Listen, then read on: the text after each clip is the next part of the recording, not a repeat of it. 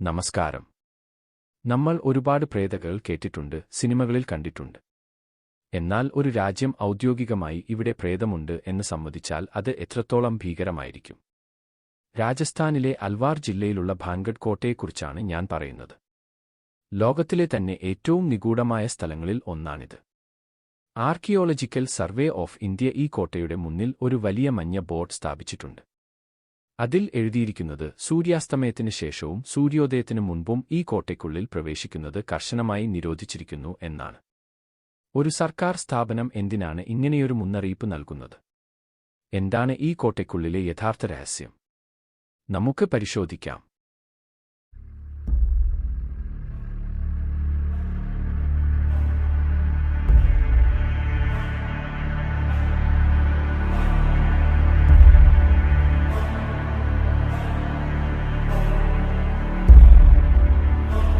നൂറ്റാണ്ടുകൾക്ക് മുൻപ് അതിമനോഹരമായ ഒരു നഗരമായിരുന്നു ഭാൻഗഡ്.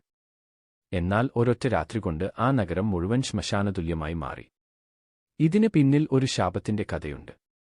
ഭാൻഗഡിലെ അതിസുന്ദരിയായ രത്നാവതി രാജകുമാരിയെ പ്രണയിച്ച സിംഗിയ എന്ന മന്ത്രവാദി അവളെ വശീകരിക്കാനായി ഒരു മാന്ത്രിക തൈലം തയ്യാറാക്കി.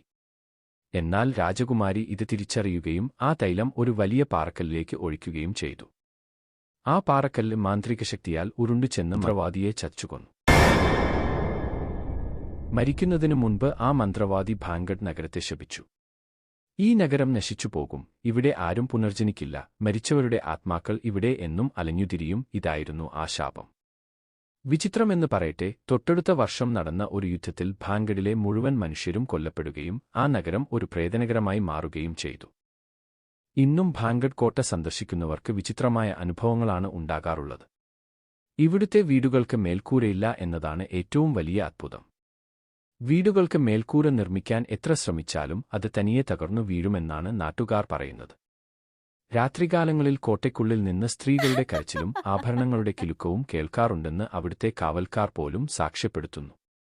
നിയമം ലംഘിച്ച് രാത്രിയിൽ അവിടെ തങ്ങിയ പലരെയും പിന്നീട് കാണാതായിട്ടുണ്ടെന്നും അഥവാ തിരിച്ചുവന്നവർക്ക് മാനസിക വിഭ്രാന്തി സംഭവിച്ചിട്ടുണ്ടെന്നും പറയപ്പെടുന്നു.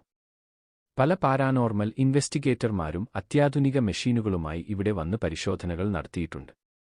ചിലരുടെ റെക്കോർഡറുകളിൽ വിചിത്രമായ ശബ്ദങ്ങളും നിലവിളികളും പതിഞ്ഞിട്ടുണ്ട്. ശാസ്ത്രം ഇതിനെ വെറും കെട്ടുകഥകൾ എന്ന് വിളിക്കുമ്പോഴും അവിടുത്തെ വായുവിൽ പോലും ഒരുതരം ഭയം അനുഭവപ്പെടുമെന്നാണ് സന്ദർശകർ പറയുന്നത്. നിങ്ങൾ ഇത്തരം കാര്യങ്ങളിൽ വിശ്വസിക്കുന്നുണ്ടോ?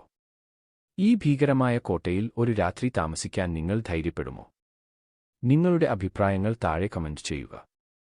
ഇതുപോലെയുള്ള നിഗൂഢമായ സത്യങ്ങൾക്കായി മലയാളം സബ്സ്ക്രൈബ് ചെയ്യാൻ മറക്കരുത്. അടുത്ത വീഡിയോയിൽ കാണാം.